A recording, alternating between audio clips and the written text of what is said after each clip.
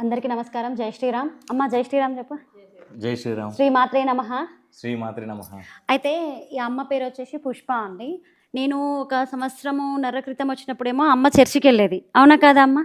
చర్చిలో ఎట్లా అంటే విపరీతమైన క్రిస్టియానిటీలో ఉండేదండి. అంటే చెప్పరాది గది కట్టర్ క్రిస్టియానిటీ అంటారు చూసినావా, అలా ఉండేది అమ్మ. శ్రమ దినాలు అనుకుంటూ చేసేది. శ్రమ దినాలు 41 రోజు ఉపవాసం ఉండేదానివి కదమ్మా. నువ్వు ఉపవాసం ఉంటే ఏం చేసేదానివి? ప్రార్థన చేసుకునేదానివి. అయితే అండి ఇంకొక విషయం మీకు ముఖ్యంగా చెప్పదలుచుకునేది ఏంటంటే, ఈమె పుట్టు క్రైస్తవురాలు అయితే కాదండి. అంటే చిన్నప్పటి నుంచి కూడా క్రైస్తవంలో ఉండలేదు. ఫస్ట్ అమ్మ వాళ్ళు వచ్చేసి హిందువులే, మధ్యలో వచ్చేసి మతం మారారు. ఏ విధంగా మతం మారారు, దేనికోసం మతం మారారంటే, పెళ్ళి హిందువుల పద్ధతిలోనే అయింది. వీళ్ళ ఆయన బొట్టు లేని బయటికి వెళ్ళాడు, కానీ అమ్మ మాత్రం బొట్టు పెట్టుకోకుండా బయటికి వెళ్తుంది. అంటే ఈమె చర్చికి వెళ్తుంది, వాళ్ళ ఆయన వచ్చేసి గుడికి వెళ్ళేవాడు. అయితే వీళ్ళిద్దరికి చర్చికి గుడికి మధ్యలో గొడవ జరిగిందండి. వాళ్ళ ఆయనేమో నువ్వు చర్చికి వెళ్ళొద్దు, నువ్వు బొట్టు పెట్టుకోకుండా ఉండొద్దు అనేవాడు. ఆ విధంగా భార్యాభర్తలు గొడవపడి ఎన్ని సంవత్సరాలు విడిపోయారమ్మా మీరు? 9 సంవత్సరాలు విడిపోయారండి. ఎన్ని సంవత్సరాలు అంటే 9 సంవత్సరాలు విడిపోయారు. ఈ మా బాధలు మామూలుగా బాధలు కాదు. నువ్వు ఇక్కడ బాధపడుతున్నావు కదా, రేపు నీకు పరలోకంలో దేవుడు పక్కకే స్థానం ఉంటుంది అని చెప్పారు. నువ్వు ఇన్ని కష్టాలు ఇక్కడ పడుతున్నావు కదా. ఇంకొకటి ఏంటంటే, అమ్మకి ఇల్లు లేదు ఇన్ని రోజులు. చిన్న గుడిసెలో, ఇంత గుడిసెలో ఉండేది. అయితే అక్కడ పాస్టర్లు ఏం చెప్పేవాళ్ళంటే, నీకు ఇక్కడ గుడిసెంది కానీ పరలోకంలో పెద్ద బంగ్లా ఉంటుంది నీకోసం అని చెప్పారు. నిజంగా చెప్పారు కదమ్మా నీకోసం. ఏం చెప్పారు? పరలోకంలో ఏముంటుందని చెప్పారు? మంచితనం ఇంకేముంటుందని చెప్పారు? బంగ్లా ఉంటుంది. ఆ బంగ్లాలో కూర్చొని నువ్వు ఏమని చెప్పాలంటే, పరిశుద్ధుడు పరిశుద్ధుడు పరిశుద్ధుడు అని దేవుణ్ణి 24 గంటలు పొగుడుతూ ఉండాలి అని చెప్పారటండి. అయితే ఇంకొక విషయం ఏంటంటే అండి, అమ్మకు నేను సంవత్సరం క్రితం మాట్లాడినప్పుడు క్రిస్టియన్ చర్చికి వెళ్ళేది. నేను బాప్తిషం తీసుకున్నా. నేను మాట్లాడినప్పుడు ఏమన్నానంటే, నేను బాప్తిషం తీసుకున్నా, మళ్ళీ ఇట్లా హిందువుల్లోకి వస్తే ఏమన్నా అవుతుందేమో, నాకేమన్నా శాపం తగులుతుందేమో, నా పిల్లలకి ఏమన్నా అవుతుందేమో అన్నది. ఆ విధంగా నేను మాట్లాడిన తర్వాత నీకేమనిపించిందమ్మా? ఇప్పుడు సంవత్సరం ముందు నుంచి నేను మాట్లాడుతున్నా కదా మీతోటి. నేను మాట్లాడిన దానికి చెప్తాను, మన హిందూతనం గొప్పది అట్లా ఇట్లా నీకు చెప్పిన దాని ప్రకారము నీకు ఎట్లా అనిపించింది? ఇంకోటి ఏంటంటే, మనకి భూషణ్ అన్న పరిచయం చేశాడండి. అన్న కూడా ఈమెకి ఎంత కరాఖండిగా చెప్పిండంటే, నువ్వు ఫస్ట్ ఆ బైబిల్ పడేయి, ఇంట్లో దీపం పెట్టు, నీకు చెప్పిండా లేదా? చెప్పిన తర్వాత అమ్మ చాలా భయపడుతుంది, ఆమె క్రిస్టియానిటీలో ఉంది, మీరు వెళ్తే ఆవిడ మారుతుంది, ఆవిడకి మన హిందూ ధర్మం గొప్పతనం గురించి వివరించండి అంటే, దాదాపు సంవత్సరం నుంచి మేము వివరిస్తూ వస్తున్నాము. సంవత్సరం మీద నుంచి. కానీ అప్పుడు చర్చికి వెళ్ళేది. దాదాపు సంవత్సరం అయింది కదమ్మా నువ్వు మానేసి. అయితే ఇప్పుడు మానేసిన తర్వాత నేను నీకు హిందూ ధర్మం గురించి చెప్పడం తర్వాత నీకు ఎట్లా అనిపిస్తుంది తల్లి? చర్చికి వెళ్ళినప్పుడు నీ పరిస్థితి బాగుందా? ఇప్పుడు ఎట్లా ఉంది? ఏం జరుగుతుంది తల్లి? పూజ ఏ పద్ధతి ప్రకారం చేసినావు? మన హిందువుల పద్ధతి ప్రకారమే చేసినావు. అమ్మ అదే బొంగడ బాపు నల్లకు పెట్టుకున్నావు, అన్నీ చేసినావు కదా, పూజ చేసినావు, మేకను కోసినావు, అన్నీ చేసినావు. అయితే ఇంకొకటి విచిత్రం ఏంటంటే అండి, 9 సంవత్సరాలు క్రిస్టియానిటీలో ఉన్న ఈవిడ భర్త వదిలేసిన తర్వాత క్రిస్టియానిటీలో ఉన్నప్పుడు ఎప్పుడైతే తిరిగి ఈమె హిందూ ధర్మంలోకి వచ్చిందో వీళ్ళ భర్త వచ్చాడండి. ఎప్పుడైతే చర్చికి మానేసిన వెంటనే వీళ్ళ భర్త తిరిగి ఈవిడ దగ్గరికి వచ్చారు. ఇప్పుడు భార్యాభర్తలు కలిసి ఉంటున్నారు కదమ్మా, కలిసి ఉంటున్నారు. ఇల్లు లేదు. ఇప్పుడు దేవుడు వీళ్ళ ఇంటి దేవత భూలక్ష్మీదేవి వీళ్ళకి ఇల్లు కూడా ఇచ్చింది. 2 కొడుకులు కూడా దుబాయ్కి పోతున్నారు. దుబాయ్కి పోయిన తర్వాత వీళ్ళది ఇంకా మొత్తం ఇల్లు కంప్లీట్ కాలేదండి, కొంచెం సగంలో ఉంది, ఇంకా మొత్తం కంప్లీట్ కావాలి అంటున్నాను. ఇంకోటి ఏంటంటే, ఈవిడకి దీపం ఎట్లా పెట్టుకోవాలో కూడా తెలియదు. తెలుసా అమ్మ నీకు? దీపం ఎట్లా పెట్టుకోవాలో తెలియదు. ఇంకొకటి ఏంటంటే, బొట్టు రోజు ధరించాలని తెలియదు. దాని విశిష్టత గురించి తెలియదు. మన ధర్మం అంటే ఏంటి తెలియదు. అవునా కదా? కాబట్టి ఇప్పుడు మన మోక్ష ధర్మ ద్వారా ఈమె తిరిగి హిందూ ధర్మంలోకి వచ్చింది కాబట్టి మనకు ఆమెకు వచ్చేసి దేవుడి ఫోటోలు. ఇంకో విషయం, చాలా మంది ఏం చేస్తారంటే బైబిల్ అనేది చదవరు. చదివిన అమ్మనప్పుడు బైబిల్ నీకు చదవడం వచ్చా అని అడుగుతున్నారు. అది చెప్పారు కానీ ఒక్కసారి కూడా మొత్తం బైబిల్ చదవలేవు. చాలామంది ఏం చేస్తారంటే బైబిల్లో ఉన్న విషయాలు తెలియవు, పాస్టర్లు ఏం చెప్తారో అదే నమ్ముతాం. వాళ్ళు ఏమంటారు, వినుట వలన విశ్వాసము కలుగును అని చెప్తారు. అవునా?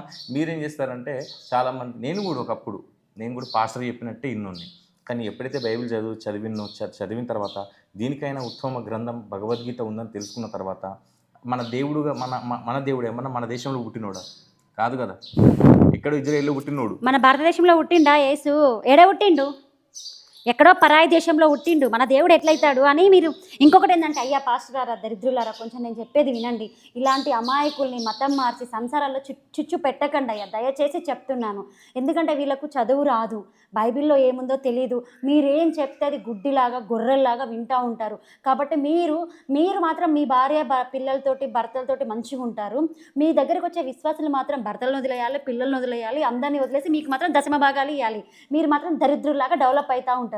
వీళ్ళని మాత్రం ఇలాగే దరిద్రులాగా ఉంచుతున్నారు. కాబట్టి దయచేసి చెప్తున్న పాస్టర్లారా వినండి, ఇప్పటి నుంచి అమాయకులని మార్చడం మానేయండి. అర్థమవుతుందా? ఇలాంటి అమాయక జనాల్ని మార్చి మీ పబ్బం గడుపుకోకండి. బైబిల్లో ఏముందో అది చెప్పి సావరు చూస్తాం. మరి ఇట్లాంటి అమాయకుల జీవితాలను నాశనం చేయకండి, భార్యాభర్తలను విడగొట్టకండి. ఆ పాపం మీకు జీవితాంతం ఉంటుంది. చెప్తున్నానంటే తల్లి, నిజంగా మీకేం చెప్పిర్రు? శ్రమ దినాల్లో 40 రోజులు మీరు ఉపవాసం ఉండేవాళ్ళు.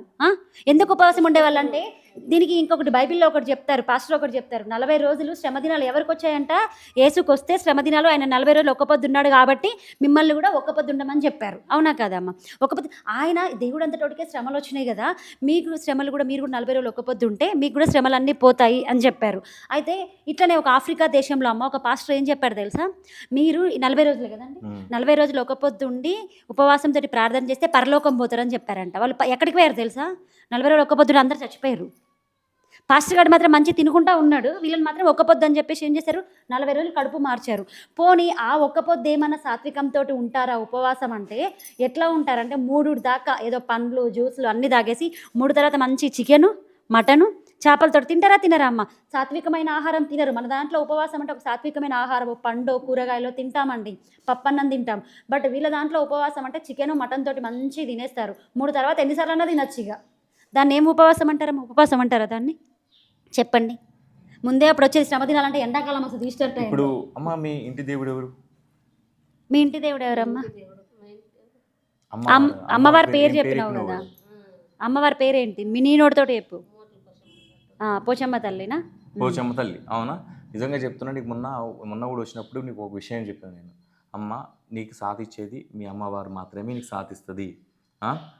ఎంత నువ్వు దూరం కొట్టుకున్నా అమ్మని నేను దగ్గర తీస్తుంది ఎప్పుడైనా కానీ. అవునా?